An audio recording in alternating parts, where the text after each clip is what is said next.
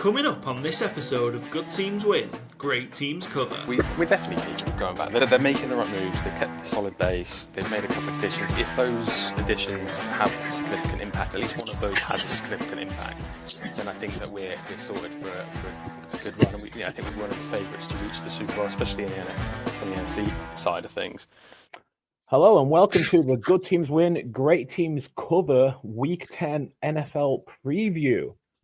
Sadly, we open on a somber note. We will not be diving straight into the preview. We just wanted to pay our respects and talk a moment about the very tragic death of Marshawn Kneeland this morning, overnight. 24 years old, Dallas Cowboy, second-round pick last year, scored his first career touchdown on Monday. Was involved in a police chase last night, a traffic violation, and died by suicide as a result of that chase. It sounds like not too sure of all the details, but a tragic moment and a really sad day reading that news. We just wanted to pay our respects, thinking obviously of Marshawn's family, his teammates, his girlfriend, friends. Seemed like a very loved man, obviously making his impact on the football field, but that kind of feels secondary right now. We just wanted to shout out, help is available wherever you are in the world. In the UK, you can contact CALM, Campaign Against Living Miserably, 0800 58 58 58. And you can call 988 in Canada and the US. There's many, many more. You can Google these things. You can reach out, people on social media. I'm at Byron-Chenko everywhere. If you're ever feeling down and want to chat with somebody, you can always just bother me. I'm always happy to talk to anybody. And just shouting out Dak Prescott's foundation. One of the things they deal with is mental health and suicide awareness, prevention. Dak lost his brother to suicide as well a few years ago. So that is a faithfightfinish.org. They're always welcoming donations and always willing to give support. So whatever you might be going through, whatever struggles you're having, it's not the answer. There's always somebody who you can reach out to and help. There's plenty of numbers available and plenty of support available. We are going to jump into the preview, but we just kind of wanted to open with that as, it can be a real rough time for people, especially coming up to the holidays and stuff. People can feel very lonely and very low. No idea what the circumstances around Marshawn's end of life was, but incredibly sad. So we just wanted to open with that, pay our respects, and hope no one we know love is suffering in the same way. But please do reach out to somebody you love and know if you are having any issues of that manner. Yeah, and I would say vice versa as well. Just reach out just to say that you're there for people as well. Marshawn Kneeland scored his first touchdown. He's an NFL player. On the outside, people would have thought that he's made in life. So this can happen to anyone. So just reach out to people as well. You've not heard from them for a while, and just check up on people. I think that's a great thing to do as well. Very well said. We will be moving on to the Week 10 preview now. There's no real nice way to segue into it, so we're just going to dive straight into it. We're off to Berlin. We're off to Germany, back on the international series early Sunday morning if you're in the US, Canada, regular time, good time of day to watch football if you're in the UK or Europe. Currywurst and coverage. The Colts are counting on sauce. With newly acquired CB adding extra spice to the Indy secondary, Colts are looking to bounce back in Berlin with Falcons coming from ATL to the Autobahn. Paul, how do you see this one going? Yeah, first of all, apologies. I wrote the headline for the Berlin game. So, apologies to all our I've heard verse. I've heard verse, that may have been the verse. I don't know. It feels weird. It feels a bit of a weird game, this one, in terms of the Colts coming off the back of by far and away their worst performance of the season so far. 6 turnovers against the Pittsburgh Steelers. It was the high-flying offense, high-powered offense, and it just kind of ground to a halt against the Steelers. Falcons in the main have been really, really good defensively, so it's not necessarily the easiest opponent to try and get back to where you were from an Indianapolis perspective. And then the Falcons, it's about, finding ways to win games rather than lose them. And, they're underdogs again, as you mentioned. I think 6.5. I think it might have come down to, I don't know if it's come down to 5.5 or went up to 6.5, wherever it was.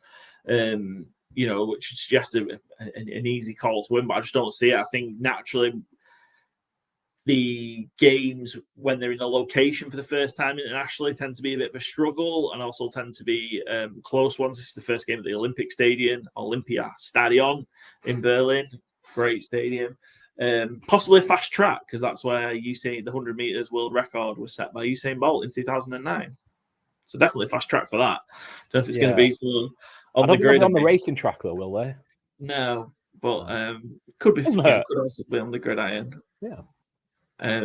But yeah, I'm definitely leaning to Falcons. I don't want to get into the bets too early, but I think I'm leaning to the Falcons again. I just got a bit of a stat. I don't know if we're just going to ask you what you think on it first. In obviously, this is a cross-conference, interconference clash. There've been 40 NFC, AFC games so far through 9 weeks. From an ATS perspective, what would you roughly guess the record is either way? I want to say 2020, just because that's funny. But I'll say the NFC are leading 28-12. I mean, he's not going to get a better guess than that, I don't think. So, yeah, the NFC are killing the AFC there. 27-13 ATS NFC against AFC teams, 68%.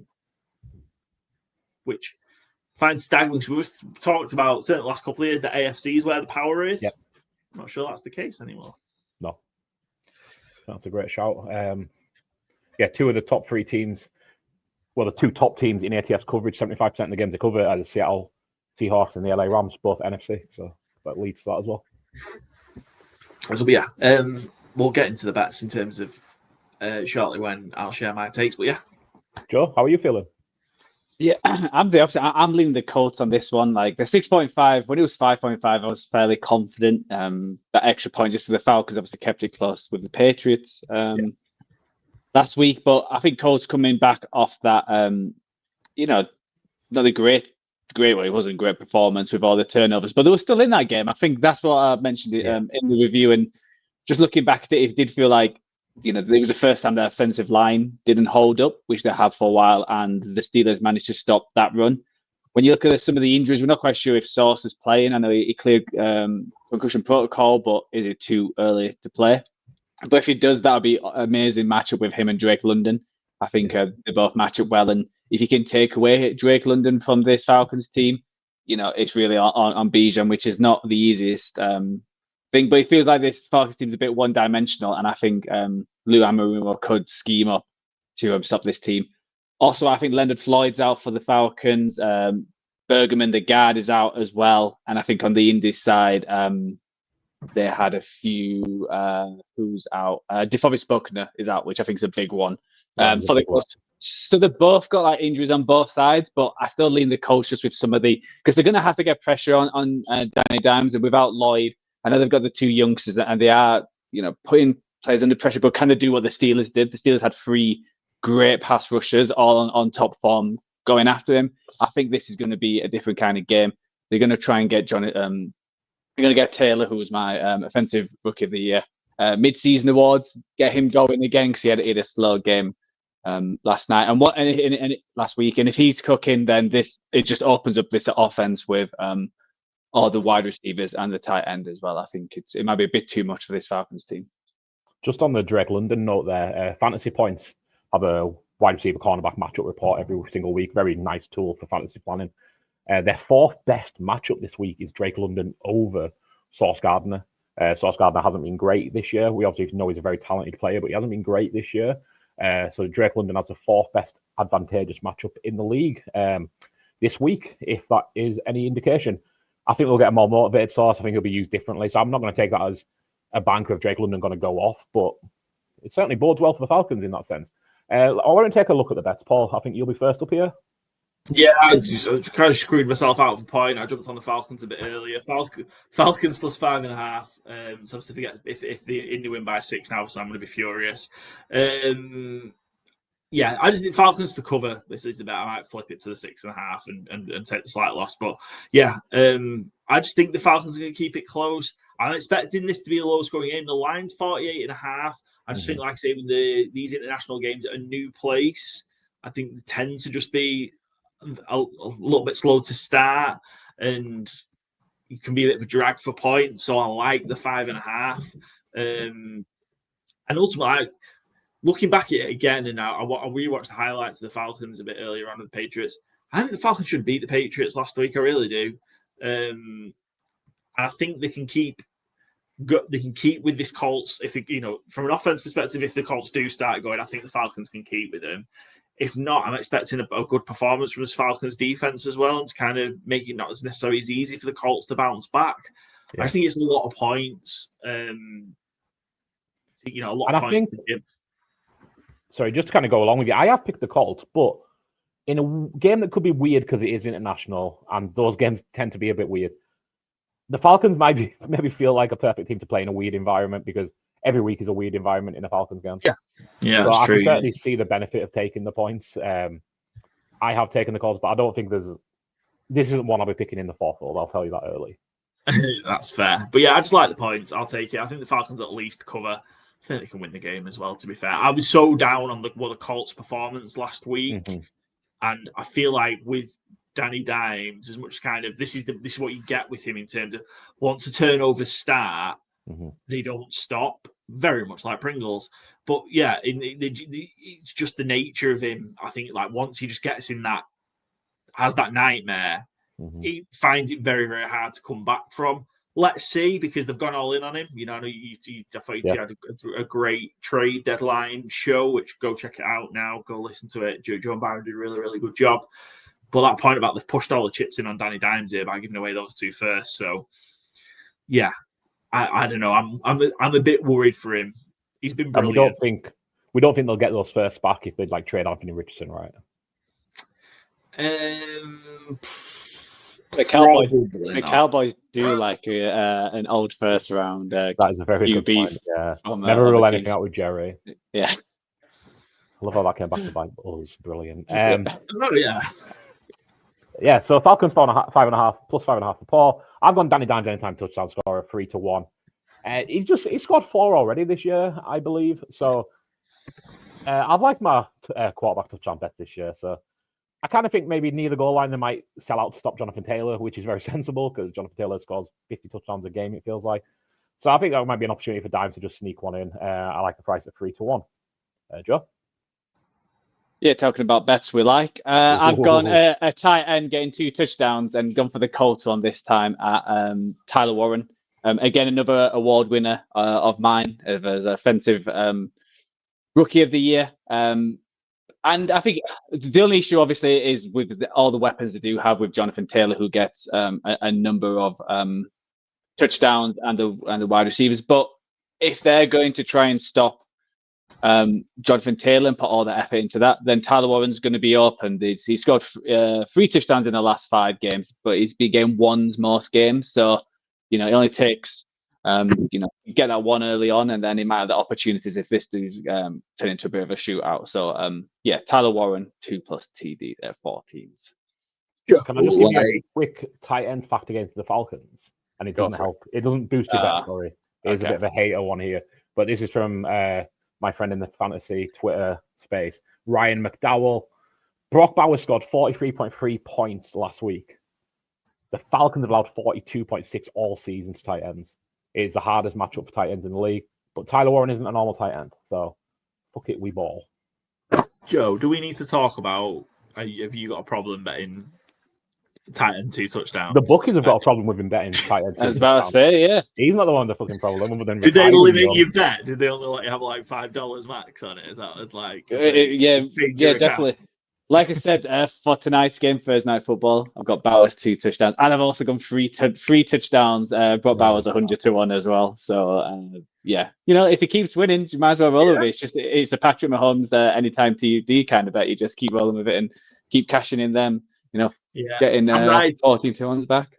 Well, I'll tell you what, Joe. I'll ride with you. I'm on Brock Bowers. I've already placed that bet for Thursday Night Football tonight as we're recording.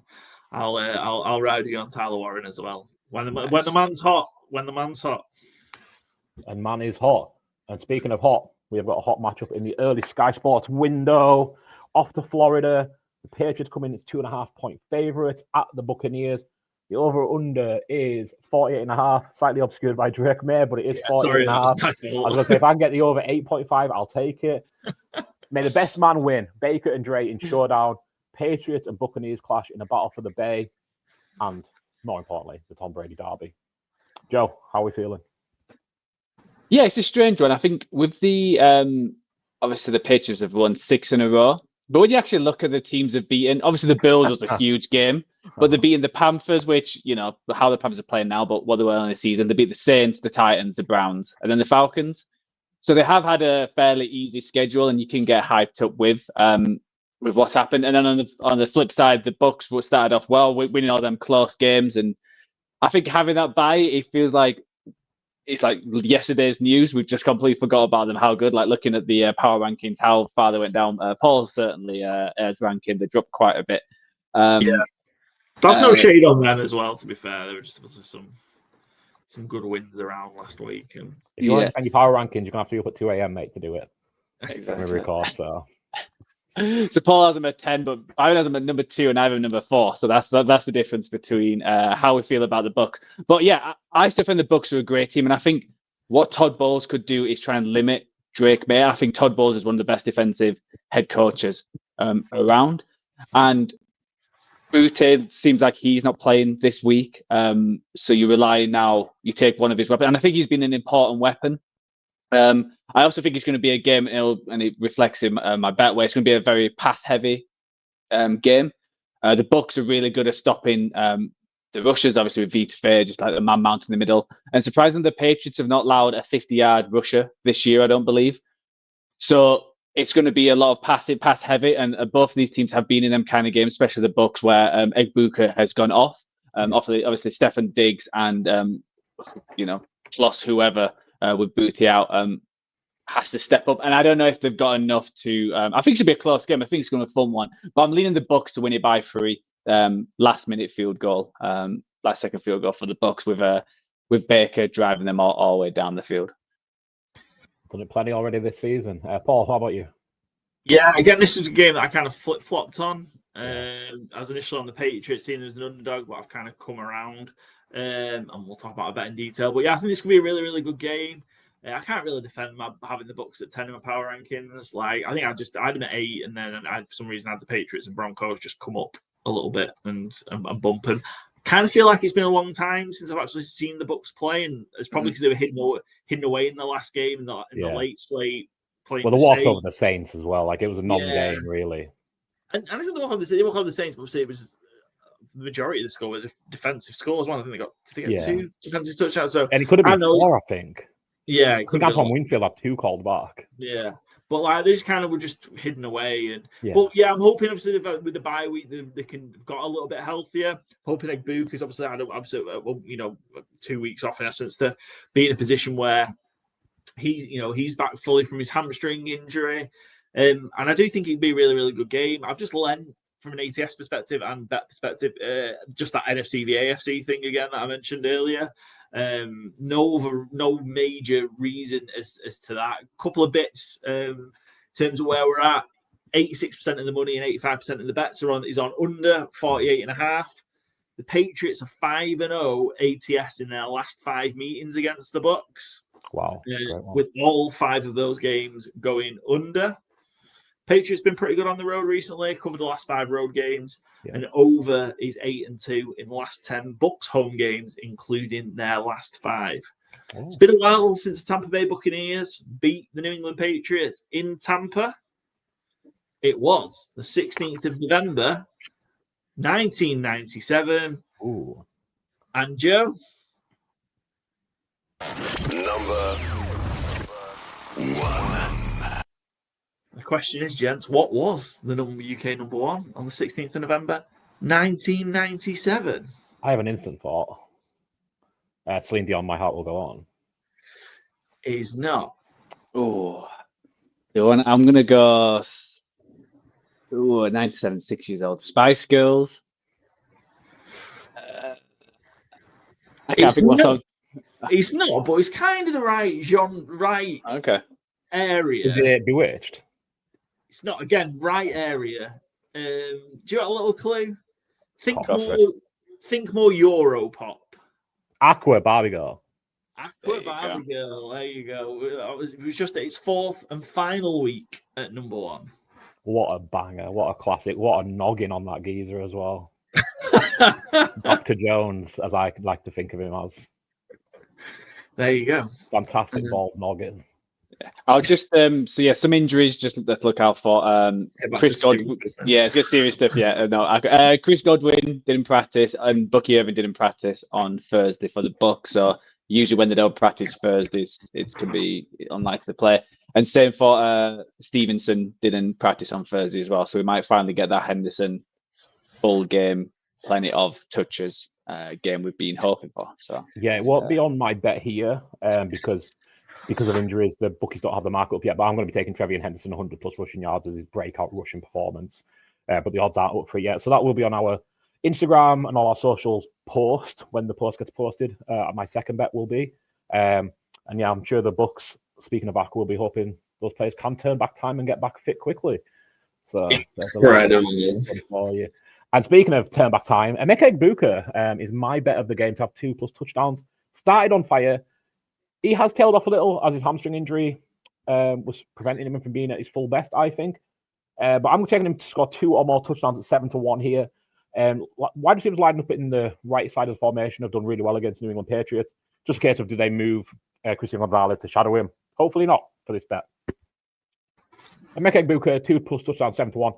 We know Mike Evans isn't going to play. I don't think Chris Godwin plays. I don't think Bucky Irving plays. It's going to be the Tez and Emeka show again. And if Tez MVP doesn't get going, I think Emeka Egbuka does with 2+ touchdowns. I don't know who's next up. Paul. The Buccaneers -2.5. Yeah, I've just taken it again. I flip-flop between. I like the Patriots initially, which probably tells you I've not really got a good read on this game. But yeah, Bucks -2.5. Feel like things have been going really well for the Patriots, but to Joe's point, obviously, it's just kind of who they've beat. I think it's going to be a real big test for them. I just think the Bucks are a bit further down the road in terms of where the Patriots are in terms of team. I like Baker to get one over on Drake May, and yeah, I just think the week off for the Bucks, they really needed it, and I think they'll come back firing. And yeah, I like the Bucks -2.5. Plus again, NFC 68% against the spread versus AFC. Give me, I'm going to ride it until it starts flying the other way. Which is probably this week. So my bet is both QBs 250+ passing yards, 2-1. Drake May's been hitting that. So just look at the last 5 weeks. Only one time he didn't miss that against the Titans, but it was a fairly easy game. And Baker was hitting that comfortably before the last 2 games against the Saints and Lions. But I think it's going to be, as mentioned, a passing kind of game because both teams stopped the run. So it's going to be on the quarterbacks to throw heavy. And to Egbuka for 2 touchdowns while he's going 250 yards would be nice. Cool sign. And let's move into the late Sky Sports window. NFC West battle, a great one. The joy of 6. 6-win NFC West rivals meet in San Fran. Rams out for revenge after looking like they were born yesterday in week 5 when Kendrick went off. Can McVay pull clear of Shanahan, or does Carl have another trick up his sleeve? Joe, I'm obviously coming to you first here. How are we feeling? You know what? I know I've gone 49ers I felt like because I went against them last time against the Rams, and on all the things I went bet on and everything, I felt like I had to do it out of loyalty. So I've learned the 49ers. I think if I look deep down, I think the Rams will win this. I think it's a big game for the Rams. If the 49ers win this game, 7-3, you've got the 2 games up on your rival, and that'd be huge. And they're up on the Seahawks as well, 1-0, right? Exactly, yeah, the 1-0 against the Cardinals as well. So I think this is huge, and the Rams can't fall too further back in terms of that. But I'm happy with whichever. Well, I'm still not happy if they lose, but with everything what's happened, if they end up on 6-4, it's like it's a miracle with all the injuries they've had. Obviously, compared to last game, they haven't got Fred Warner, which I think is huge. And the way the 49ers win this game is basically keep the ball, them long drives where they sustain possession, and just try and limit the Rams to the least amount of big plays possible. Because it feels like even last time when the 49ers got up, it felt like the Rams could just turn on a switch whenever they wanted and just pass it to Puka, and they're just down the field within like 5 plays. So you got to try and limit that. Obviously, take the ball away. I think that's huge as well. It's more and more containing this Rams team and keeping the ball as much as possible. I think if it's, let's say, 50-50 in terms of possessions, then I think Rams run away with this. I just think they've got a stronger defense and probably offense as well, just with what's happening. I still don't know if Brock's playing. He keeps feeling like he's going to play every single week, and then again, they haven't said right now if he's in or out. My lean is he'll be Mark. Yeah, I do too. So he was limited in practice on Wednesday, Brock. What's your position? I saw a real interesting bit from Dan Orlovsky. That might have been yesterday or today around. He was sort of saying the Niners have got a problem because Mac Jones has played so well. Yeah, it is and is going to continue to be a real problem. What they do with Purdy and Mac. What do you think they're going to do? Assuming obviously Purdy is back in the next week or two. I think if it's fully fit, you give it back to Purdy. You've paid Purdy. You've gone all in. I don't see Mac Jones as. It's not like Mac Jones is playing above and beyond Purdy. I've never watched a game where it's like, oh wow, Mac Jones is playing so much better. Purdy's like, he has plenty of mistakes. So does Mac Jones. I think Purdy gives you a little bit extra, especially in the ground game. There's a few times you see Mac and you're like, if that was Purdy, would have escaped and he may have got a 20-yard run, or he may have got a touchdown. That, and just Jones, especially with some of the injuries he's had, he just looks like he's running in treacle. So I still think Purdy's the better QB. Obviously, this year, he beat the Seahawks, who I've got as best team in FC in week 1, and he got injured halfway through that. So I can't really judge any of his performance. I know he's only played twice. On who's better, we don't know what Purdy would have done in them games where Mac played, and I don't think Mac's balled out every game. I think he's been a great backup, and you couldn't have asked any more. But I don't think he's really balled out, even against the Giants, like you mentioned, the fumble slash interception. He accepted after that. He in the last 5 games. So if you call in New York, against the Giants, they don't class his interception, but it was basically an interception. Yeah. He's had an interception in the last 4 games and 2 against Tampa. So, and he's been in the last 3 games. He's not thrown over 250 yards. So, yeah, I don't think there's a controversy because the team right now with Mackie runs through McCaffrey and everything runs through him, and Mac Jones just in his Shanahan system. A lot of quarterbacks can look good, the ones who are accurate and throw on time. I think Purdy has that plus more, and they've paid Purdy. So I think but the good thing is I wouldn't rush him back. Again, he was limited on Wednesday, so if he's not fully fit and his toes not fully there, why risk it? Why risk against this Rams team when you look at the teams they've got going forward? It's not like it's a huge gauntlet. They've got the Cardinals, the Panthers, the Browns, the Titans before the Colts. That's in week 16, and then they've got a bye during that as well. So why not, if he's not fully fit this week, just stick with Mac and get him fully fit, because we rushed him back against the Jags, and he still threw 309 yards while injured. I think that gets it doesn't show when people talk about him. So I don't think there's a controversy. I would like him to be fully fit and finally be like, yes, he's definitely starting. With a few others, Pearsall still not practicing, which is disappointing, especially how he started the year. But Bryce Huff was limited, so every cloud is a silver lining. Grant, Paul, I think you've joined me with taking the Rams on this one. How are you feeling about the game? Yeah, I think this might be for every game we talk about this week. I flip-flop between this as well. I put ATS down to begin with, and then I remembered the Rams are awesome on the road covering. They would have covered their last 9 in a row on the road if it wasn't for the blocked field goal at the link against the Eagles. Bad beat or miracle cover, depending which side you were on. Obviously, the Rams had a kick to win that game. Of course, would have covered because they were underdogs. So they'd covered 9 in a row. They're 8 of the last 9 on the road, which is, again, given, I think when you look at actually some of the teams that played in that run as well, they've not just been playing. Exactly. They've had some really, really tough road games. So they're really, really good at covering on the road. I just think probably just going to split the series between these two.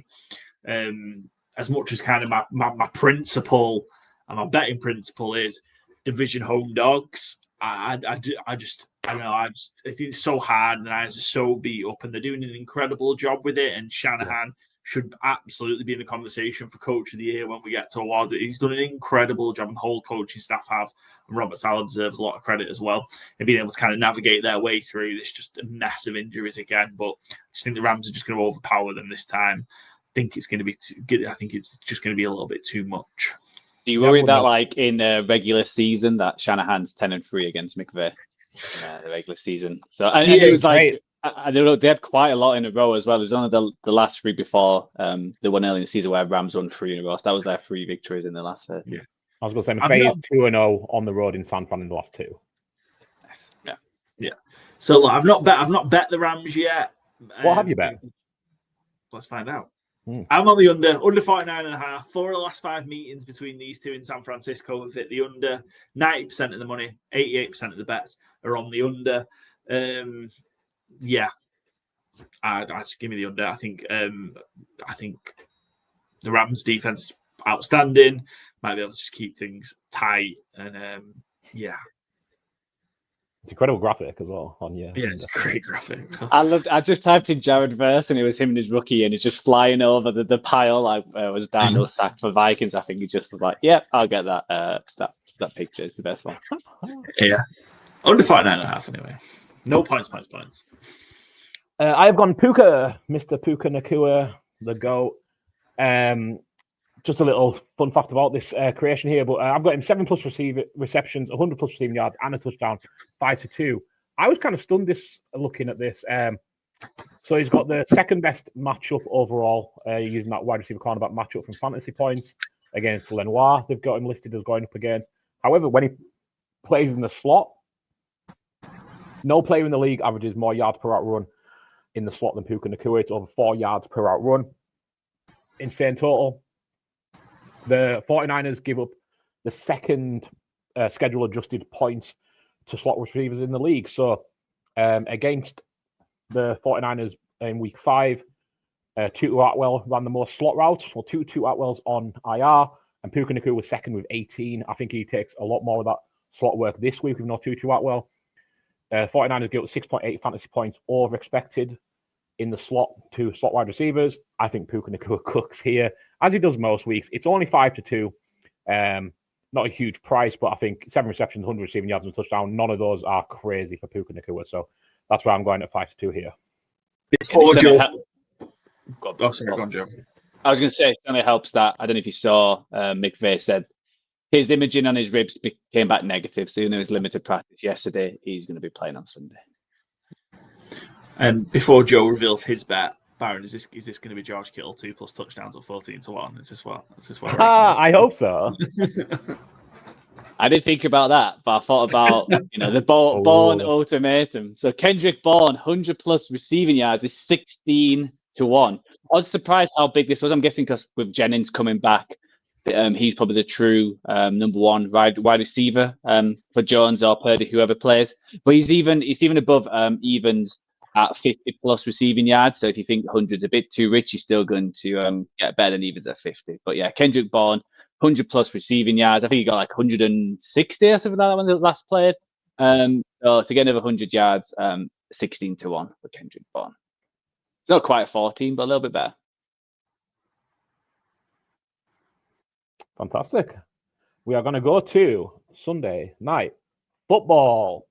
Steelers heading into LA to play the Chargers as 3-point underdogs. Mike Tomlin and Paul are getting excited already. I'm sure Paul's got 700 stats to read us on that note. Over under 45. Is the Steelers D penning themselves for another big week? After a huge week 9, will the Steelers continue their momentum against a struggling Chargers O-line? Or will Herbert have time to lead the lads to victory? We went with Joe last time. Paul, how are you feeling? How many Mike Tomlin stats have you got for us? 1. 1? This got to be good. Got to be good. No, it's not specific. Well, it is specific Mike Tomlin because he was the coach for all these games. But Steelers are 18-12. ATS in their last 30 is a road underdog, covering 60% of the time. They're 15-15 straight up. They win outright half the time as a road underdog. That in itself is very impressive. And I'm not sure the Steelers should be 3-point underdogs when the Chargers O-line is that much of a mess. I don't get this line, and I might be falling into the trap. Yeah, I get the impression it might well be a trap. And I think, indeed, it's cortisol. We've all gone for the Steelers ATS. Joe, you anything? For fuck's sake. Yeah, indeed, yeah. But it feels crazy. The Steelers line is finally ticking, and the Chargers' response to Joe Alt being out for the season, along with Rashawn Slater being out for the season, is to bring in Trevor Penning from the Saints, who not. It was available for nothing for a reason.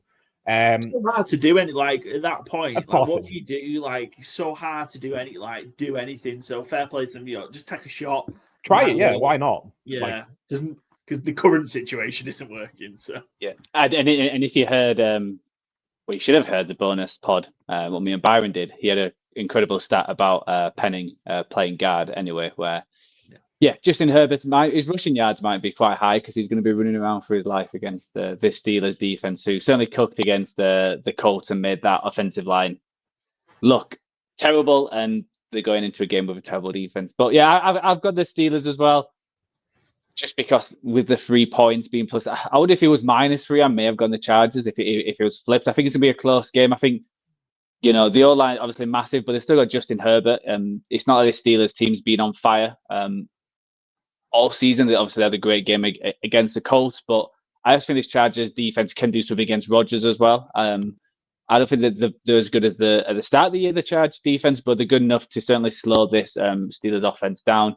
And when you've got Justin Herbert and some of the wide receivers, they can certainly sling it down the field, and there could be some wide open wide receivers to do catches like Ladd, McConkey, and Johnson and Allen. So. I think it should be a close game. I think it's a really fun Sunday night football, and yeah, I think it's a big win for either team just to cement, especially the Steelers, cement that top of the AFC North, and save for the Chargers just to keep up with that Broncos, depending on what happens on Thursday night football, and to keep clear of that Chiefs team before they play each other later on in the season. Indeed, yeah. Steelers have been pretty bad against opposing wide receivers this year. However, the ultimate thing is Justin Herbert going to have enough time to pass to them. Bad against tight ends as well, relatively. So maybe another big game for Ronde Gadsden, who I've loved watching this season. But yeah, it really does feel this game boils down to how much can the Chargers O-line prevent anything? Like, what can they stand up to? If it's as bad as we think, I don't see any reason this is a trap. I think it makes total sense, but one we'll have to see on Sunday Night Football. Paul, where are you going? Did you need to ask? Give me the Pittsburgh Steelers. Right into the trap. Give me the Pittsburgh Steelers. +3. Yeah, I just think that I expected a big TJ Watt game. I feel like I've called it a couple of times. It's not happened. He's due one. He's going to have one in here, and why not in prime time against the Chargers? Feast on that O-line, and I'll let you speak, Byron. Yeah, so I think on that note, so my bet is TJ Watt a sack in each half at 17-2. I think TJ Watt likes when the lights are on and the TV cameras are on, like JJ Watt did as well. I think they like to be recognised for being really good at their job. And fair play to them, they are really good at their job.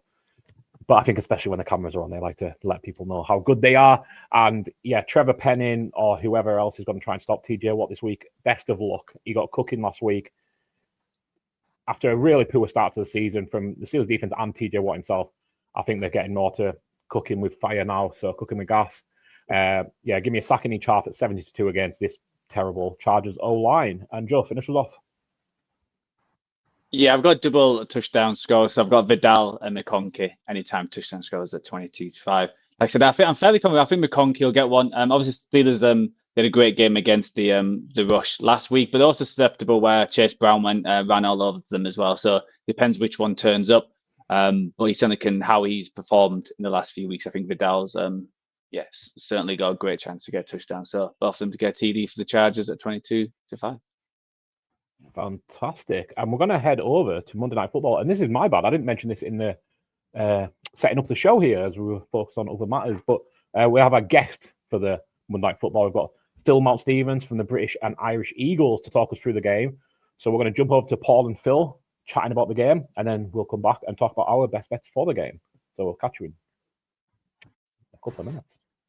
Our Week 10 guest for our preview show is Phil from the British and Irish Eagles, joining us again on Good Teams Win, Great Teams Cover. Phil, welcome back to the show. It's been a while. How are you doing? Yeah, well, good. I can't remember. Was it the last time before or after the Super Bowl? I think it was it was probably like the. I think there was a review afterwards, wasn't it? I think we did I think you joined us for the preview for the Super Bowl, which was the last time. So back in February. So yeah, it's been a great time to be a Philadelphia Eagles fan. How's it feel being the champs again? Again, for all the fans, again, for me, it was the first time technically I became an Eagles fan just after the Super Bowl. So it was the first time I got to experience the event, the occasion, the night, into the early morning, and then the subsequent sort of victory parades and everything else. So yeah, it's fantastic. Excellent. I remember seeing sort of the clips and videos from. I want to say the name of the place in Waterloo, right? But I always get it wrong. Passyunk Avenue down in London, and it just looked incredible. Even as a Cowboys fan, it looked absolutely incredible. Like, you guys had an absolute ball. So yeah, it was awesome to see. From a neutral perspective, not so much from a Cowboys perspective, but you know what I mean. And yeah, I mean, in terms of it, in terms of that, everything has been going really well, and it just feels like the Eagles are a consistent presence towards the top of the NFL now, which hasn't always been the case, I guess, during the time that you've been following them, Phil. No, like I said, first time since we won the Super Bowl in 2018, and it kind of went downhill fairly fast. I mean, they didn't really plan, they didn't really know how to handle a team that's just won a Super Bowl. They did what everyone else tries to do, bring everyone back and try and go for a repeat. And it just didn't work. And then you're sort of in a bit of a hole with Carson Wentz and everything like that. So this time felt very much different. And Howie definitely made moves decisively early at every point in the off-season so far, getting rid of the people that he knew wasn't going to be able to keep, re-signing the people that he definitely wanted to keep, or just making plans because he's thinking ahead, not only for this season, but next season with Jalen Carter coming up to be paid probably one of the highest, if not the highest, defensive tackle salary. So the fact that you can tell he's planning for that gives you the confidence that even if we don't go back to the Super Bowl this year, there's still a chance that we will, but it's that we're planning and we're trying to build for that sustained success if that ends up going, looking at the Chiefs model and the Patriots model, how they've managed to sort of not be too far away from coming back and winning it several times. So it's definitely a breath of fresh air for the fans. There's a lot more confidence this time around. Excellent. And yeah, definitely exciting times. It's so difficult because so few teams do kind of get close to that, replicating that kind of presence that the Chiefs have had and the Patriots have had of just kind of consistently being there or thereabouts. It's a very, very difficult thing to do, but it does certainly feel like Philly are well on the way to doing so. We'll talk about a couple of Howie's moves because he's been very active, as per usual, in the last week or so. But Phil, just give us a shout out for British and Irish Eagles. Where can we follow you guys? What have you got coming up? And yeah, how can we support? British and Eagles, part now of Philly Sports International, but we're on Instagram, X, and Facebook in some places, in some variations. So we are out there. Just search at British Eagles. There's not many of us out there, so it's usually easy to find. We've had a couple of watch-alongs in Passyunk already this year. We've been down for the Vikings game, and we were lucky enough to pair up with our baseball contingent and have a double-header baseball and football one, which was down for the Kansas City Chiefs game, which was a really epic night. It was the Philly baseball team and the Eagles were playing both the Kansas City contingents of their teams as well. Oh, nice. One of those perfect coincidences, and it ended up being an absolutely epic night. Live podcast DJs, much similar to not as epic as the Super Bowl, but very similar kind of vibes and stuff. We've actually branched out this year. We're going to trying to get around the UK because as much as Passyunk is amazing and been really good to us and such an amazing place to watch NFL, not everyone can get to London so easily. I mean, I had to travel 3 hours on the train to get there myself, and there's people up there that sort of miss out a little bit. So we're trying to get around, and last year we did go to Glasgow, but we're going back to Glasgow in a couple of weeks on Black Friday for the Dallas game, which is going to be nice because it was such an epic night up in Glasgow. Although it's not it's a home away from home. It was sort of hospitality and enjoying the sort of Scottish contingent of our membership was truly amazing. And this year we're going to Cardiff, so much closer to me, about an hour up the road, so I get to travel up and travel back. But the Welsh contingent now get to sort of have the British and Irish Eagles sort of come to them and have more of an epic night. Yeah, they get together quite a lot, but it's nice to sort of have an official event. So we're around the UK that this year. We're trying to do it more often. We might even go up to Manchester later on in the year, but personal lives do get a bit busy, so we'll see how it goes. Yeah, heading into a hectic time of the year, but it's great to hear again. We've been trying to get around to get to more of the events for the fan group, so it's great to hear kind of you guys as well, spreading out across the UK and sort of hitting some of the other cities outside of London. So yeah, go follow British and Irish Eagles, go follow Philly Sports International. The guys are a great follow, always got great content going on. So yeah, go give them some support. We mentioned how he's been making moves. A couple, as we kind of got towards and the trade deadline, which was on Tuesday. Defensively has been on the defensive side of the ball has been the focus. What do you make of the Phillips trade and Jair Alexander? And I know Michael Carter came in sort of the week before as well. What do you make of the moves that Howie's been making? I think he's pitched it right. I mean, I'm going to address that. We were all kind of talking in the WhatsApp groups about Myles Garrett. There was rumours swirling around as they do. You kind of fall in love with the notion. You think, wow, Philly went and splashed big, and they'd have to have splashed very big. And it would have been quite uncharacteristic of Howie. So there was kind of that torn in the fan base of, yes, absolutely, you signed Myles Garrett, but then you would have been talking about the capital you've given up and whether it's worth it. You look at Dallas now and the Colts specifically.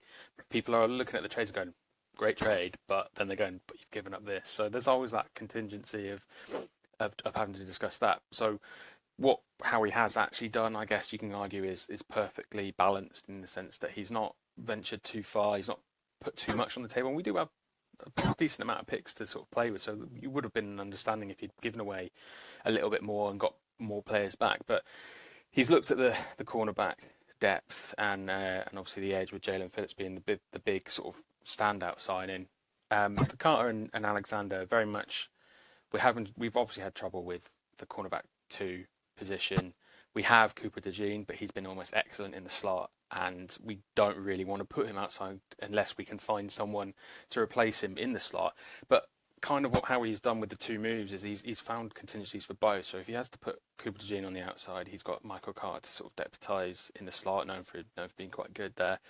And if he wants to try keep Cooper DeJean in the nickel cornerback slot, then he's got Jair Alexander to come in and maybe have a crack at that. Because we've got Jacorian Bennett and Adoree Jackson. Obviously, nothing's really stuck.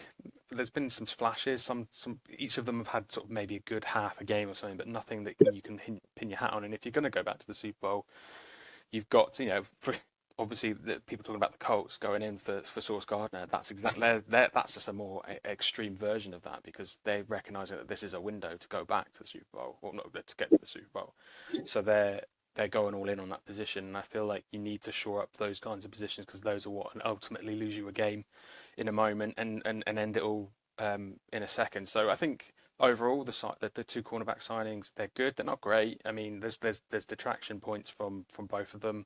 Michael Carter has spent a lot of time in the NFL, which is good. He's got experience, but he's never really particularly flashed or excelled. Otherwise, we would have had to pay significantly more. I mean, both trades involve 7th and 6th round pick swaps, so they're not sort of huge splashes. But Jair Alexander, it's all what happened in Baltimore kind of story. He left Green Bay. They didn't want to sign him. He wasn't that fit. Bit of a knucklehead, apparently. But like I said, because it's a cornerback 2 slot that we're not desperate for. We are in great need, but it's not like we have to get someone. He has to go run right away, and we have to rely on him. How he's trying to find a way to find the right person, but without giving away too much. And I think he's done that. Could we have had something a bit? If we'd known Sauce Gardner's on the table, who knows? Maybe he would have been in for that. But I think that sort of spun everyone out. But for the Jalen Phillips side is obviously, like I said, the big splashy one. But there's detractions around here. His availability, he's missed a lot of games in the last sort of few years. But the games he has played, he's exploded. 6.5 sacks in 8 games in 2022. And that was the year that I think that was the year with Fangio, or he's played a year with Fangio, and there's that connection as well. And I think Fangio has been the main pull for bringing in a player like him, because he sees something. And I think we have made the mistake with Adoree Jackson, maybe with Jacorian Bennett, it's not certain, but they're not Vic Fangio signings, and I feel that's been evident. There's been a few defenders on the defensive side of the ball that have apparent when it comments that Fangio makes, where it's like you can tell that he didn't want them, and he's trying to fit them in, he's trying to do his best, but ultimately you need to get Fangio's guys for Fangio, because that's when he does best, when he's got exactly the right pieces for the defense that he wants to play. And I think that's where I land most with Jalen Phillips signing, is that it's a guy that Fangio wants, and as long as we can get him healthy, keep him on the field, he's going to be an absolute stud for us, and I think that's what we need. But again, he's not gone so far to go out and get an absolute number one, as in he's not gone out to get the guy who's going to be a team changer, because we've got Nolan Smith. Brandon Graham's come back. Yes, he's old, but Still great. And we've got Jalix Hunt as well, and who's coming on this season as well. So I think it was more just another piece to the great puzzle. How he's not gone in and tried to find the golden dagger or whatever it is to sort of be the missing link or whatever to unlock it. We don't need to do that. We just needed to shore up a few areas, and he's definitely done that. Yeah, it's difficult in the trade market, especially mid-season, to go find kind of that one big piece. Like those two trades that we saw from India and the Cowboys are so rare from a trade deadline perspective. Kind of at that time, they just very rarely happen, and it's about just picking up those guys who can help you be more than the sum of your parts. And I love the Jalen Phillips trade. I think it's a really, really good one. Again, the price is great. And yeah, there's a bit of a gamble on, can he just stay healthy? He's been so unfortunate with just kind of bad injuries that have kind of just sort of wrecked his time in Miami. But first couple of years, he got through without injuries, and he looked really, really good. So fingers crossed he stays fit, and then he can be a contributor for the Eagles. And that's all you're asking him to do, right? With that defensive front, you're not asking him to be a mainstay, you're asking him to be a contributor, and that's a different role, which I'm sure he will thrive in. Yeah, Howie it's also a theme with all three, where Howie loves taking a flyer on a former first rounder who's maybe got something that means still something first round quality player or first round rated player for cheap, and he's done that with all three. And Jalen Phillips is another one. Yeah, and look, there's the talent's there, no doubt, and obviously we'll see if he can make a difference. I'm sure he will. Let's talk season so far a little bit. And we've talked, I suppose, a little bit defensively there in terms of the moves. I think a lot of the noise and, I suppose, stories for the Eagles early part of the season was around where they were from an offensive side of things. But the last couple of weeks before the bye, things certainly seem to have picked up. They seem to have been maybe more balanced and gone to more of the Eagles we've known for the last couple of years. What's your kind of take been on how the offense has kind of improved as the season's gone on so far, Phil? Well, yet again, another offensive coordinator for Jalen Hurts in the offense, which never really helps. I think there's some doubts because it's never really worked out when the Eagles are promoted from within. Every year that over the last sort of half a decade they've been successful, they've not had a guy that's been promoted from within. It's an external hire. So there was that coming in, and it didn't. The offense was bland at the start. We were getting the wins, but initially we were getting the wins, and then we had the two sort of blip games, and the Giants come in and give us a bit of a spanking, and it just the Denver game was a bit of something wasn't quite clicking, and whether it was the offense, the defense, we were getting away with it, not getting away with it, but you know what I mean, we were getting those moments which we could easily have lost the games. The Rams being the obvious one, but we've had a couple of those where we've dug ourselves out at the last minute and come away with the win. Like since then, we're on our bye. We're coming back from the bye now, so we kind of got a bit fortunate with the mini bye. Like it's almost like the Denver loss and the Giants in a way. If those are going to be our only two losses this season, you can kind of look at it and go, short week. We had a bad game and we couldn't fix it. Yeah. Then we managed to have our mini bye, which last season was so pivotal in turning our fortunes around, that we've kind of had that, and now we've got another bye. So the expectation should be that the Eagles have further worked on things. So what started to work against the Vikings and Giants the second time is going to be improved. The players that are coming in to shore up the weaknesses on defense. I think kind of the Jurgens injury was a blessing in disguise in a way, because the offensive stagnation was kind of just due to not having to be creative, and wasn't under center very much. And I think a lot of people point as that as the change. And actually, when Jurgens was out for the Giants game, we were like, actually, we might get to see more play action and all that sort of stuff, and it frees up the offense. And there you go, Saquon Barkley gets his opportunity, because that's the other key point. Is Saquon Barkley wasn't in last season form, and you can't necessarily expect that every game. But it was really frustrating that just nothing was working. We were getting the win, so it could have been a lot worse. I'm trying not to complain too much, but when you are the champions and you're coming back into the season, you have a higher level of expectation. So when things don't work well, or as perfectly as you expect them, you start analysing all these things, and then it takes a step back to kind of go, well, things aren't too bad. We've had a mini bye, we've improved, and now we're coming off our actual bye. And I do actually feel fairly okay, fairly confident going into Monday night. I'm looking forward to it. We'll get to the game in a bit more detail shortly, but I suppose I just wanted to ask a little bit is we've seen and we talked about a lot every year when we preview kind of the NFC East. We always talk about nobody's won it back to back for 20 odd years since the Eagles did it. I think we can put that to bed now because there's no real threat from any of the other NFC East teams. How does that feel in terms of if you we're at halfway point of the season in the division? It takes something catastrophic for the Eagles not to win the division from here. Not that we're wishing that, but you know what I mean. Like, just the other three are a mess. And how does that work for the Eagles in terms of would you want to be pushed a little bit because there's going to be 8 weeks or 8 games, 9 games, whatever the Eagles will left to just cruise to kind of the end of the season for the playoffs? I know they've got some tough tests on the way, but they're not defining in division winning. Is that like a bit of a strange dynamic for the Eagles heading kind of into the second half of the season? Yeah, I mean, you've got to have 2 years ago in the back of your mind. We were cruising at 10-1, and we thought we got this wrapped up. That year, admittedly, the Cowboys were still very close. I think we were never more than like 2, maybe 3 wins behind. And when we started going on our destruction path, it wasn't that much of a rub. There still isn't now. We're still only 3 games ahead. I get the way that the season looks is very just different, especially with what's going on with the Cowboys and the sort of the intent of what's possible with everything that's going on and with that team. It's sort of, it feels a little bit like we can rest it easy, and yes, that is a bad thing as well because you do want to be pushed. You don't want to be pushed too much. You want to be pushed the perfect amount, which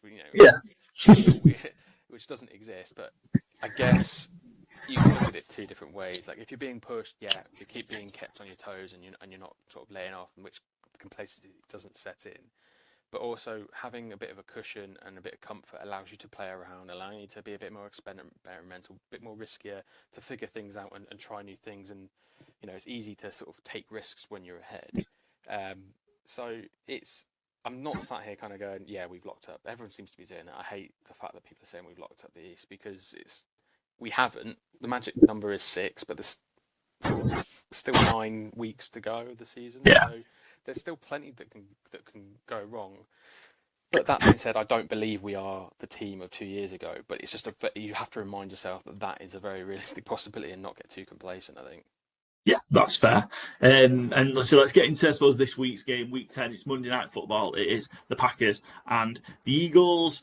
Shout out to Billy Ocean with our headline this week. Love really hurts when you're facing Jalen. Eagles aiming to break Packers' hearts on Monday Night Football and pave the way for NFC supremacy. And Eagles are underdogs in this game, and I think it's just because they're on the road. 2.5-point underdogs. The over-under is 45. How do you kind of feel matching up against the Packers? Packers off a really bad loss to the Panthers last week at home. You're going into Lambeau in prime time on Monday night. How are you feeling about taking on the Packers? Like I said a minute ago, surprisingly or unusually confident, partly because of where the 2 teams are. I feel that we are getting into our rhythm. We're sorting out the kinks and we're going to get better and better. And the Packers just seem to be kind of a bit all over the place. Like they've had some good results, some terrible results. And I feel like their consistency isn't there. They haven't got that confidence, especially coming after the loss to the Panthers. It's such a weird loss as well. It just feels like they've not found their rhythm yet. Yes, they were expecting Micah Parsons to be that defining tipping point like Saquon Barkley was for us last year, but it takes a lot for that to happen. We were fortunate that Barkley hit the ground running as well as he did, and I think it's obviously a different side of the ball, so there's that different level of impact. He can't just pick the ball up and run it 200 yards a game. But that being said, they just don't feel like they've hit their rhythm yet, so I feel like we've got the momentum going in, and I feel like I've got to be confident. I feel like being the underdogs as well is really good as well. I don't want to be going in there as favourites because that would bother me a lot. Because I think going in there underrated, it will spur the team on, and it's going to be a really good game. And Kraft being out is a huge loss for them as well. Their passing game going through him is a massive factor. So yes, they've got a plethora of other options, but they haven't really settled on anyone. It feels like, which can work in their favour because you just don't know who to guard, but they don't really feel like they've settled on their 1, 2, and 3 specifically. So I'm just going with the fact that it's more settled for us, less settled for them, and the home field advantage for them is kind of just bringing it closer than probably what it would be if it was at the link. Yeah, that's fair. And they say the Packers 5-2-1, and that one was the crazy tie against Dallas, which I think should feel like a loss for the Packers because everybody else is giving us a hiding. So yeah, it really should feel like a loss for the Packers. I suppose, where do you think this one's going to be won and lost? What are the sort of key matchups in this one for you, Phil, for keys to an Eagle victory? Well, we've kind of touched on two of the factors already. Like, I think it depends on how our cornerback 2 slot fares. You can't expect results straight away, so it's going to be difficult to expect that to be locked up by whoever gets the nod. It'd be interesting to see in reports from practice the rest of this week who's sort of getting the most reps. But that's an area where we're particularly weak at, and we know Jordan Love loves to sling it, and you got Christian Parker who loves a deep ball, and Dobbs as well.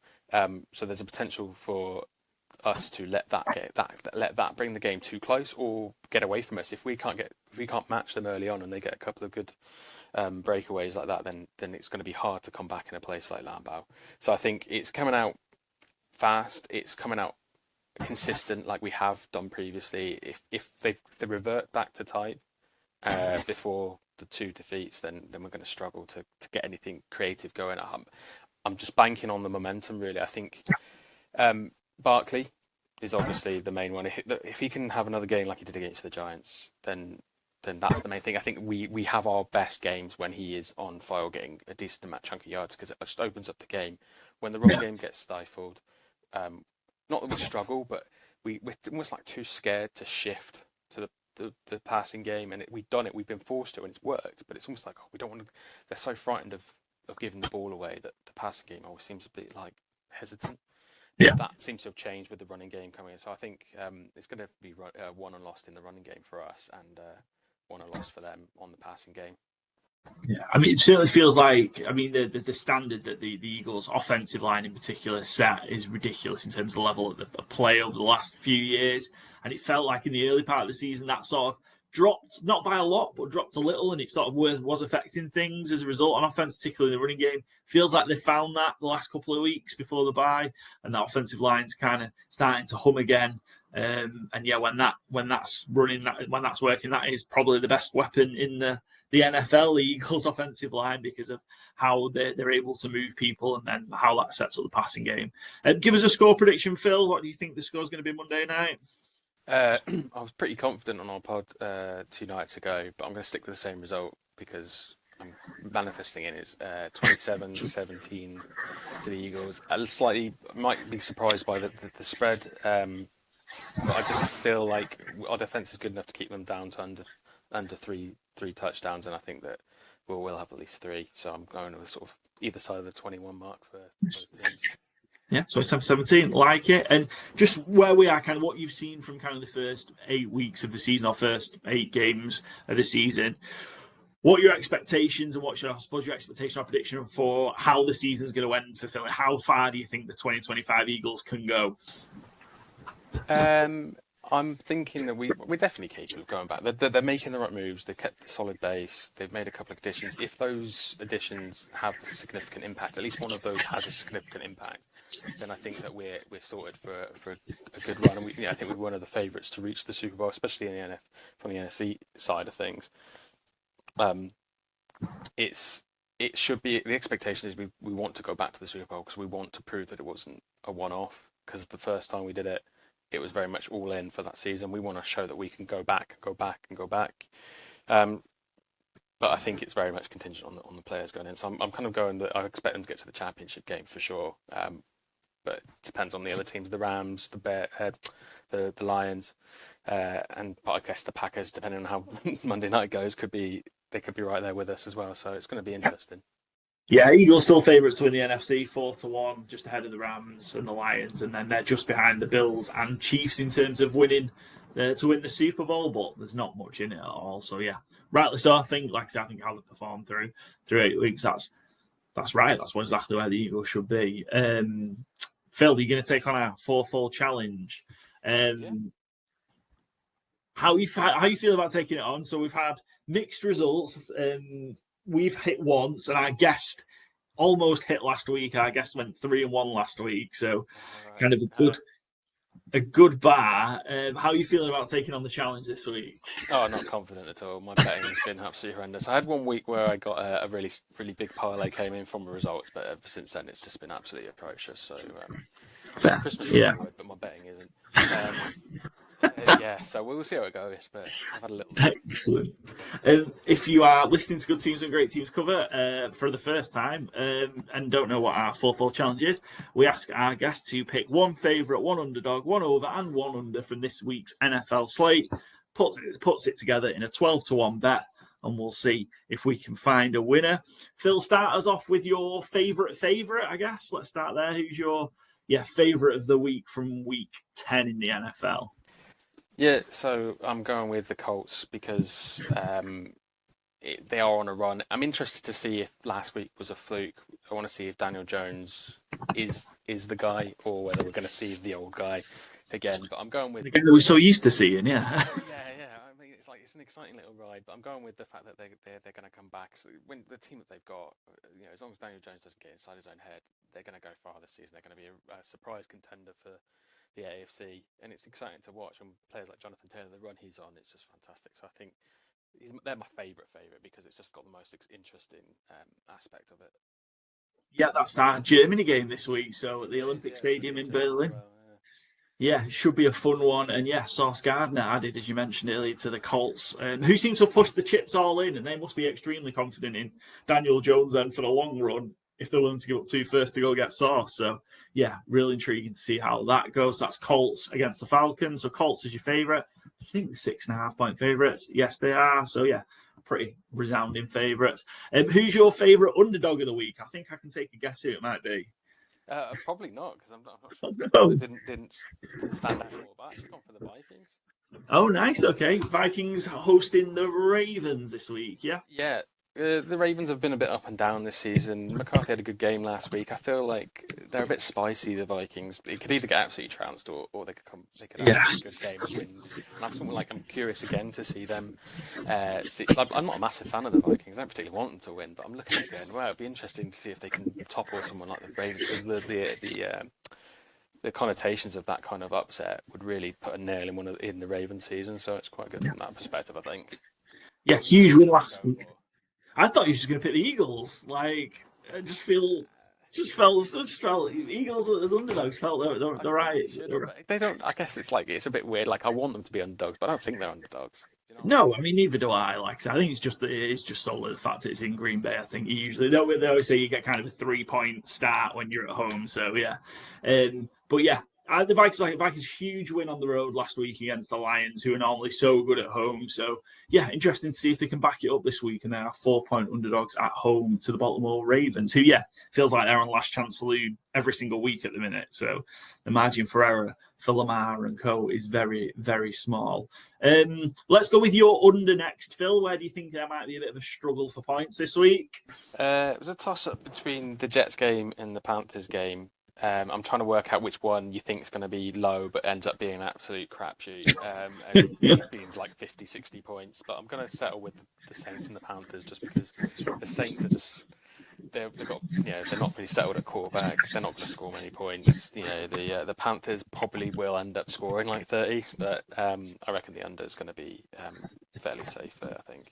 Yeah, we saw Tyler Shook's first start last week, and he had a rough place to go and start on the road at the Rams. So we'll see if he fares any better against the Panthers. But the Panthers, we're 5-4 at the midway point, possibly in the mix for I say the wild card spot. I think they're only a game behind the Bucs in the NFC South. So that's crazy, yeah. Yeah, wild times. They were we did our mid-season awards the other day, and they were our "What the hell are you doing here?" team of the first half. Because yeah, just so bizarre. But yeah, we'll see if they can keep it rolling. But yeah, under 30, he's 39.5. Yeah, under 39.5, Panther Saints. And then Phil, finish off with your over.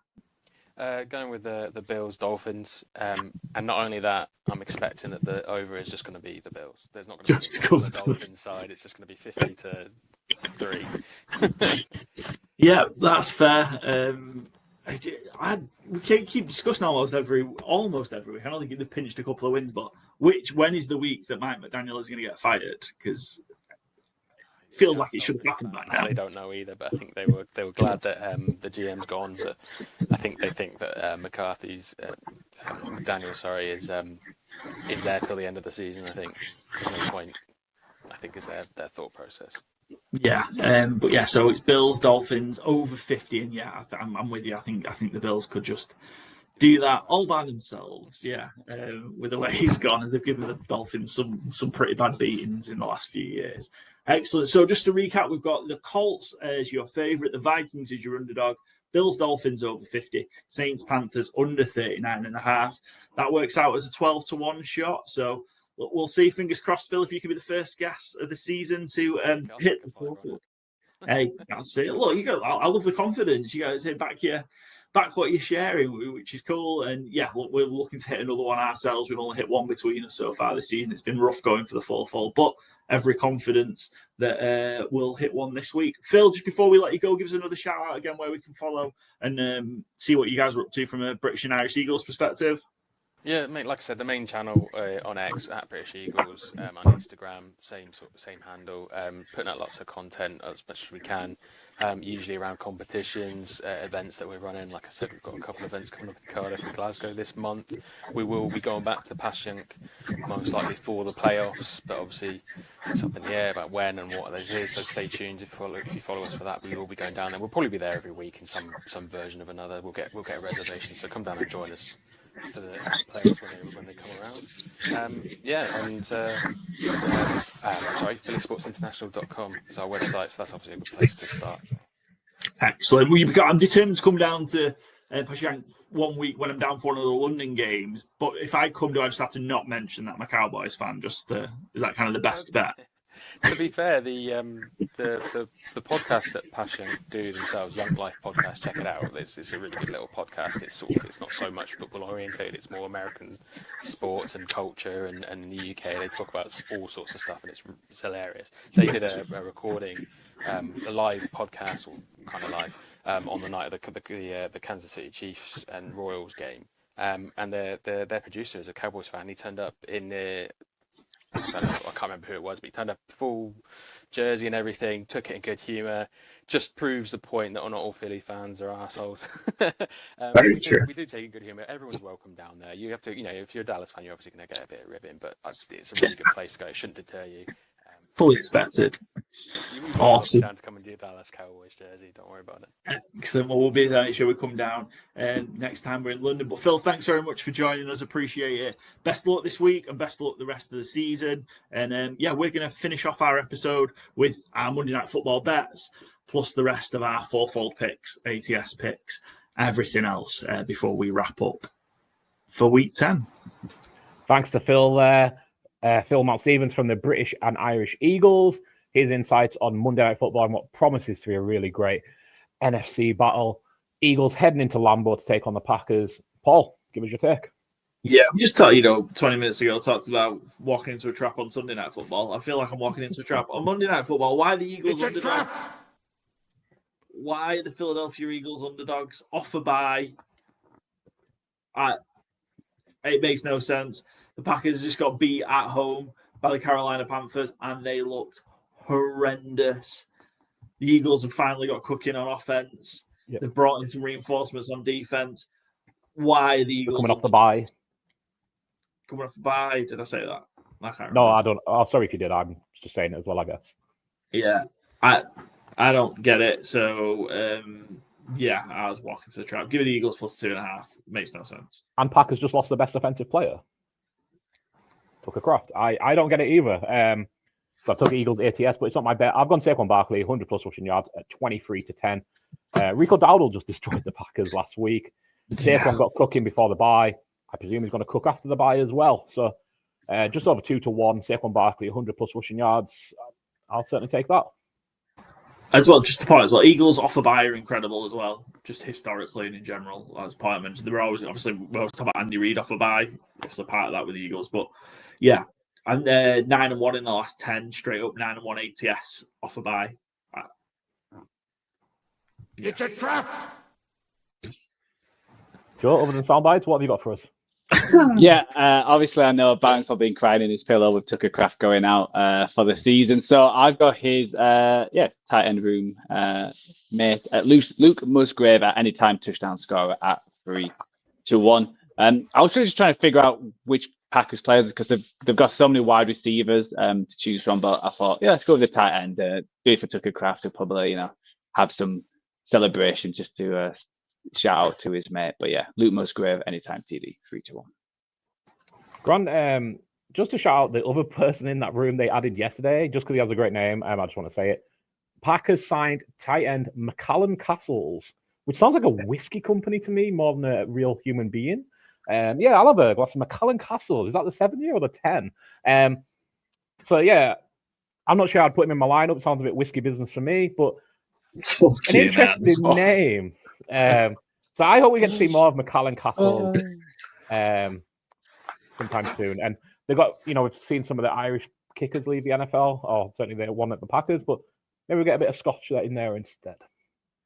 Oh, dear. Fantastic. Thank you. Hold your applause. But we are going to not hold. We're going to dive straight into our fourth hold. We've already heard what Phil's 4 picks were. We're going to get to our 4 picks now. I don't know the order, so I trust someone's going to share that with me. What I do need to do is go to the right screen. Share the screen, man. Yeah. And it's not even in present full view. Don't reveal the secrets. Damn you, Canva. It's definitely Canva's fault. It's because you're hosting this week, that's why. Yeah, everything's gone to my head. I don't know what's going on. I don't know who to pick. I barely knew who Rico Dowdle was. It's not as easy as I make it look, Byron. Yep, Joe, you are first up. Yep. It's tricky this week. I'm going to go get my under out the way. I've got a couple unders, but this one I'm feeling confident where it's a high number, and I think it's going to be a defensive battle, even though the players on offense. I'm going to go the Ravens at Minnesota under 49. Or is it the other way around? Is that right? Under 49. It's at Minnesota. Yeah. I think these defensive have stepped up the last few weeks. I think the Vikings played incredible against the Lions on defense, and I think the Ravens look good as well. And I think there's still question marks about the offense, especially JJ McCarthy. So I think it's going to be a low-scoring game where it's going to be both in the high teens, low 20s, and just one of them struggles where they're trying to establish a run, but each team has defensive plans to try and stop the other team. So under 49, which is a fairly high number, Ravens at Vikings. Agreed. And I apologize. I'm taking a game we've just talked about, Sunday Night Football. I'm going to take... It's time to prepare, didn't I? Fucking hell. You've had all day. I am taking the trap. I am jumping straight into it, full both feet. Pittsburgh to cover, +3 on the road, LA Chargers. Tomlin versus a Harbaugh. What could be more fun? But yeah, Steelers +3 against the Chargers. I just don't see it. I think the Chargers O-line is too much of a hindrance. It might be a trap. I've backed stupid things in my life before, most weeks, truthfully. So let's have another one. Why not? But yeah, I just think this Chargers O-line is... They should never be favourite with this O-line, truthfully. And the Steelers are performing better than I thought they would coming into the season, obviously. I don't think they're a great team. I think they're worse than their record suggests. But I just think the Chargers are broke without an offensive line, as most teams are. Pat Foreman over at Established a Run ranked their O-line 32nd out of 32 for the rest of the season. I was really glad because he's an O-line expert, Pat. So I was really glad to see someone else is as low as I am on this O-line, because I think I said a couple of weeks ago, or maybe it was after Joe was ruled out, I won't back the Chargers as favourite again this season. So I'm kind of waffling to give you a little more time to prepare here, Paul, so I don't get blamed for your poor record. But I will hand over to you now, I think. Yeah, so I'm going to roll with the favourite I took last week, who got beat. I'm going to take the Lions. Lions are incredible under Dan Campbell off a loss. They bounce back. Remember Ian Dowie and bounce back ability? That's what Absolutely. So the Detroit Lions have got in spades. Just it's a bigger, but I've just looked at a shorter sample size just to give you a flavour of it. So off the back of their last 6 regular season losses, the Lions bounce back, win, cover, and hammer teams. They cover the number by, on average, 12 more than the line. So if there's any indication, they're going to be 20 points this week. It's by 20. So yeah, on average, they cover the number plus an extra 12 points off the back of a loss. Give me the Lions. It's Mariota. They look to mess the other night against the Seahawks. Yeah. 8 seems crazy, given again we knew Mariota was going to be playing a couple of days ago, last week, because Jaden Daniels' arm was pointing the wrong way. Yeah, I don't understand why this isn't closer to 14, 16. So give me the Lions -8. And then I'll say take another pick. No, I just forgot about that. I will take, you take an underdog and an under. I'll crack the overs open. Giants Bears over 47.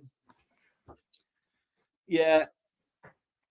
The Giants, as much obviously, it's been not been great in terms of the records. Like they're in the games they're in are quite fun.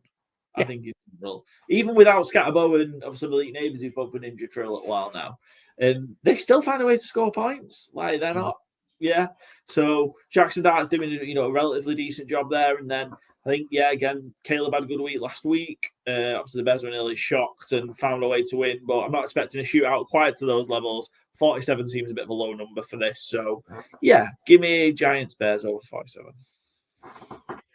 Grand. So I have an over and under to take and a favourite at some point. Let me go under. It's a low number, but I think it's going to be just one of them get your butt kicked games. I'll take the under Panthers Saints 39.5. I'm not sure the Saints get 10. Not sure the Panthers. Stinky game, innit? Stinky game. Yeah. Again, if you listen to our bonus episode yesterday, the Saints are down 60% of their starting O-line now. Trevor Penning has left completely. Fuaga got injured on Sunday, and Eric McCoy is out for the season. Tyler Shook has not walked into a kind environment. Never mind being a 37-year-old rookie isn't bad enough. He's also got no O-line. Alvin Kamara got my underwhelming player of the year mid-season award because Alvin Kamara stinks this year. Alvin's got a touchdown since week 1. They've just traded Rashid Shaheed. I don't know where 10 points comes from in this game for the Saints. Fair play to Kellen Moore if he gets something out of them. And I think the Panthers will be very happy to just ride Rico Dowdle to 20 points, 18 points, and call it a day. Take off another win, get themselves up to maybe 50% in that playoff predictor. Currently at 41. Yeah, I just think this is a low-scoring, relatively easy Panthers win. Yeah, gone with Phil as well from the Eagles. Oh, yes. Yeah. Very smart bloke is Phil. I've always said that. Always said that. Joe, back to back. I'm not. I haven't got many favourites or underdogs. I'm really confident. And I went for this last week. They burnt me, but I'm going back to the well. I'm going Jags. -1.5 against the Texans. It's mainly because CJ Stroud's out. I don't know. Mills is playing with his long neck. I know it certainly can help be able to see over that offensive line, but that offensive line stinks. So he'll just be able to see the Jags defense coming in. Obviously, they brought in Jacoby Myers. That should give them some more options on offense. I think this is going to be a really low scoring game as well. And you just have the Jags sneak in. Now it's -1.5. They only have to win by 2, and I can see it being a game. Where it's 2 points because it's going to. I think it's going to be a hard watch just because I think Trevor Lawrence is going to give this defense plenty of chances to turn this game around. But I think Texas on offense are going to be trash. So I'm leaning the Jags, and then my underdog as well. I don't know why I'm doing this. I'm just going for it because I haven't got many underdogs this week, and I don't really want to go to the 49ers and feel bad twice. Doubly bad. I'm going to Jets +2.5. At home, the Browns are nothing special. I feel like this is what the Jets do. They've just got them first round picks. They're going to run now, win 2 or 3 games, so they're picking 8th and 9th instead of 2nd or 3rd. So I've got the Jets winning this game against the Browns. I just don't see the Browns have got obviously the star player. Well, I mentioned my defensive player, possibly the best player in the league with Garrett. But it's not like they've got anything offense. So again, this is going to be a horrible, low-scoring game, and I think the Jets can just sneak it with a win and just have that. Now there's hope in New York with everything what's gone on. It's a new era. They're going to start off with a win, and like I said, picking like number 9 next year with all them picks instead of a high draft pick to actually sort their franchise out. It's just what they do. Yeah. That game. I can't. Have we done a week where we've had 3 totals under 40 before? Not something I track. I will be completely honest. I can't remember one where there's been a week like you have so many low totals. Anyway, sorry. No problem. That game also stinks. Of course it does. It's the Jeff Browns. The pick 5, 6, and 7 is just shocking games. Just 3 in a row. Yeah. What I'm taking as well from Joe picking that is that it's going to be an Adlai Mitchell breakout week. So exactly, you're going to be putting that in your fantasy game day tips, which will be out on Saturday. Spoiler alert: probably not going to include Adlai Mitchell. My over. I'm going to take. Let's go Monday Night Football. We'll go Eagles Packers over 45. Get some point on MNF. Micah Parsons can't pressure anybody. So that'll be fun. Eagles still have questions in the secondary despite adding to it. Go see some Jordan Love deep shots. Go see a Luke Musgrave touchdown apparently. Go see Castle in the Sky get in there as well. And yeah, AJ Brown and Saquon Barkley going to go off because it's after the bye week and everyone's happy in Philadelphia for a week. So yeah, I don't love a lot of the over-unders this week. The ones that I like are too high. So yeah, I'm struggling to find one I loved. I'd much rather take this than Steelers Chargers at 45. So yeah, give me Eagles Packers over 45. And Paul, you have a underdog and an under to take. Under and underdog. Give me under in Germany. Give me Falcons, Colts under 48.5. Fast track for Usain Bolt, but I'm thinking it's going to be a slow track for. There's a lot of great things happened on that pitch. Zidane headbutt as well. That was at the Olympic Stadium, wasn't it, in Berlin? Mm-hmm. Materazzi. Just imagine Davis Mills. If that was Davis Mills, he'd have killed him. Well, Davis Mills could do it from Florida. Yeah, that's true, yeah. I saw a picture of him earlier, and it just reminded me of... Sorry, I know this is not what we're talking about, but it just reminded me of, Toys R Us adverts with a Jeffrey the Giraffe, Davis Mills. How could you forget? And then give me the Eagles. Give me the Eagles as my underdog. Fuck it. It's a trap. Double up the trap. Traps everywhere. Like Charlie in that episode of It's Always Sunny. The Super Bowl, I'm just getting caught in the bear traps. Yeah. You have to prize me out of them, or me dreaming of Jason Kelsey, maybe. I don't know. Anyway, I just, again, don't get why they're underdogs. Makes no sense. No, especially in a game that's going over 45 as well. It just doesn't seem right. Yeah. Joe loves it so much, he's doubling up. So I'm going to go, I have a favourite to take, and there's one that is screaming out to me, pick me, Byron, pick me. It is the Buffalo Bills, 9.5 points against the Dolphins. I don't care that it's in Miami. They could play it on the fucking moon. And well, they didn't cover at home, did they, when they were, whatever they were? Were they 12-point favourites in week 3 or whatever it was? That was a weird Thursday night, though. This is a regular Sunday, 1 p.m. Eastern time. It's going to be not that cold because it's in Florida. But it doesn't matter. Like I said, play it on the moon, play it on Mars, play it in Florida. The Bills are kicking ass and taking names, and the Dolphins are wilting in a corner, waiting for the season to finish. How many times in a row is it the Buffalo beat Miami? Is it's getting to that crazy number that the Cowboys have beat the Giants in a row, isn't it? Yeah, I don't have it to hand, unfortunately, but it's more than one. It's more than one, yeah. It is. I'll try and cut. I don't know if I can count this many W. Oh no, it's not. It's. I really hope it's like 3 after that intro. It's not as many as I thought. It's like it's 1, 2, 3, 4, 5, 6, 7, 8, 13 in the last 14. Yeah, 9 and 1 in the last 10. Yeah. So yeah, I mean, there's not much to say, is it? The Bills are just miles better than the Dolphins, and I think they're 10 points better this week. So. Yeah, Joe, you have a over to take. Good luck picking one, because I found them really tough.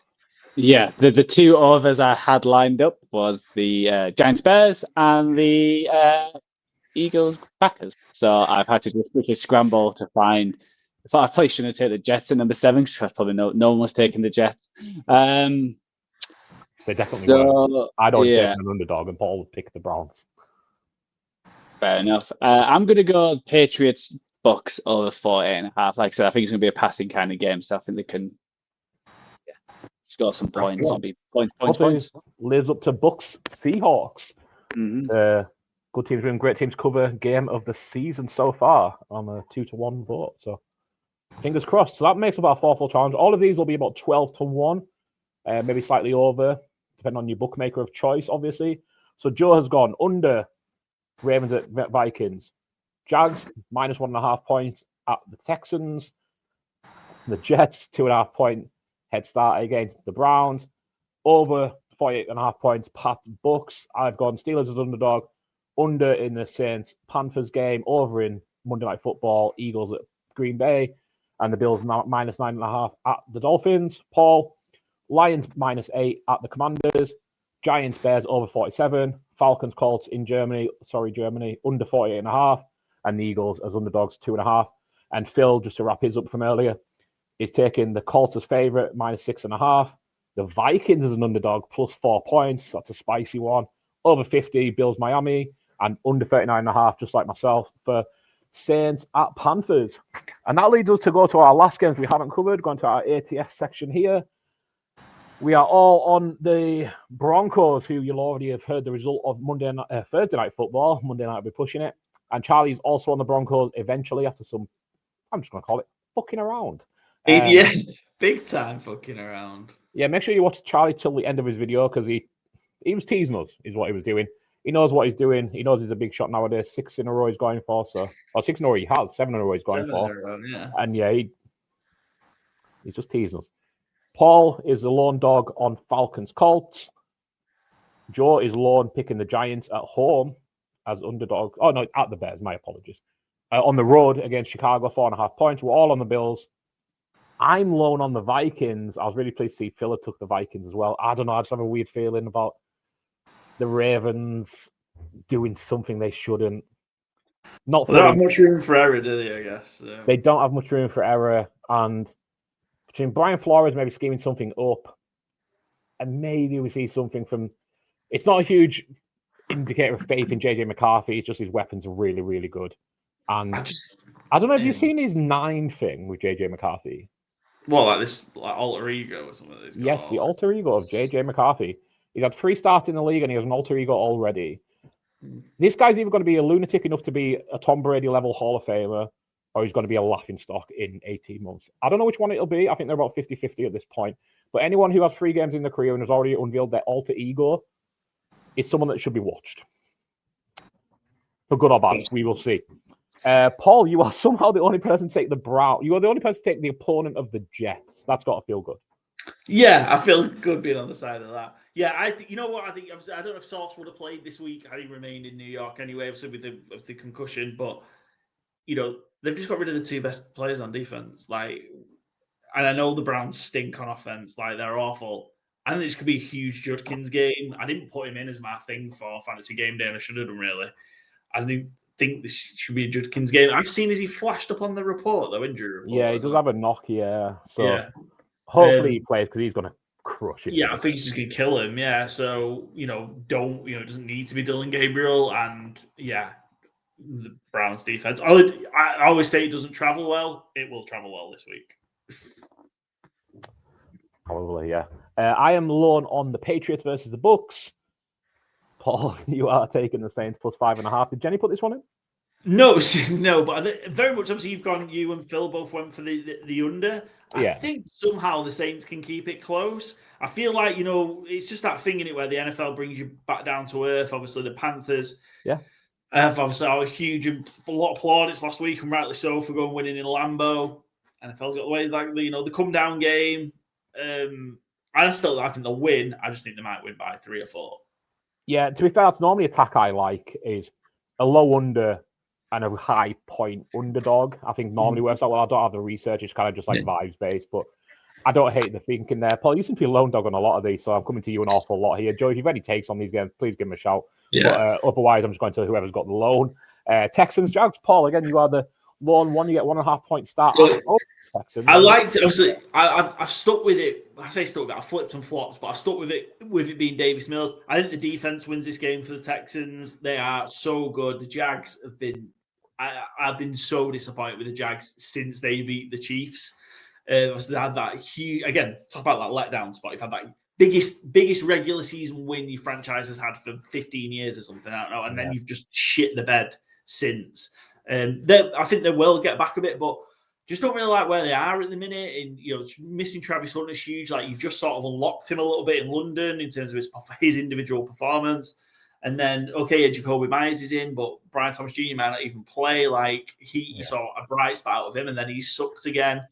I think the Jags are in a bad spot, and Texans need this desperately, I think, as well. I think the Jags just snuck by them in the first game. Principle of the home division home underdog I usually stick by.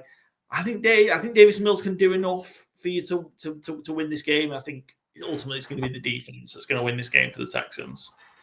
I do just want to ask one quick question. Have you considered, and this is a James Gladstone quote, Jacoby Myers' superpower of not dropping the ball? That's how bad things have been in Jacksonville. Not dropping the ball is now a superpower. Maybe I'm regretting my choice. Paul, you are once again the lone dog here on Jacoby Brissett and the gang. Kyler Murray, bench, not bench, and then on IR.